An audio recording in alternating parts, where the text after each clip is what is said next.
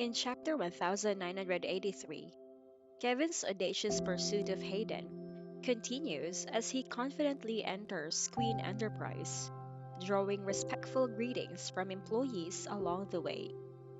His amiable demeanor, distinct from the typical airs associated with the York family, leaves a positive impression on those he encounters.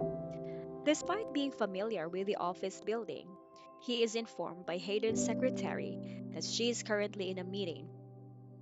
Undeterred, he expresses a hint of humorous frustration about Hayden always being busy during his visits.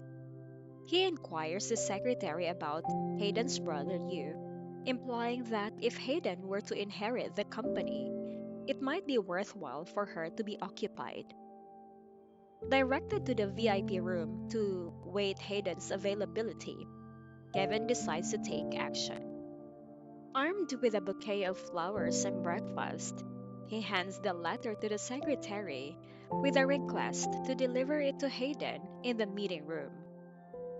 The secretary, aware of the delicate situation, hesitantly conveys that Hayden typically has breakfast at home and that bringing it into the meeting might be inappropriate. However, Kevin remains insistent. The secretary, caught in the middle, eventually complies, bringing the breakfast into the meeting room under the watchful eyes of the senior managers. Kevin's gesture adds a touch of tension to the already scrutinized situation, emphasizing his unyielding pursuit.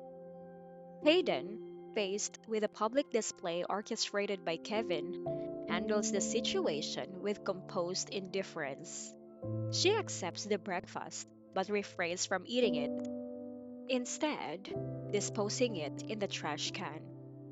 This symbolic act signifies her resistance to Kevin's advances, asserting her identity as a man in the professional realm.